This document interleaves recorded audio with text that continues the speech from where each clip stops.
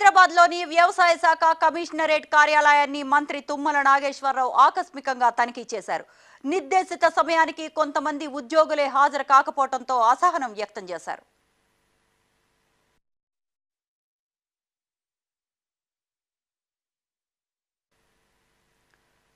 ప్రభుత్వ కార్యాలయాల్లో మంత్రులు ఆకస్మిక తనిఖీలు చేస్తున్నారు. ఉద్యోగులు సమయపాలన పాటిస్తున్నారా లేదా అని, అసలు డ్యూటీకి హాజరవుతున్నారా లేదా అని, అలాగే వారి పనితీరు ఎలా ఉంది అనే దానిపై వరుస తనిఖీలు చేస్తూ ఆరా తీస్తున్నారు.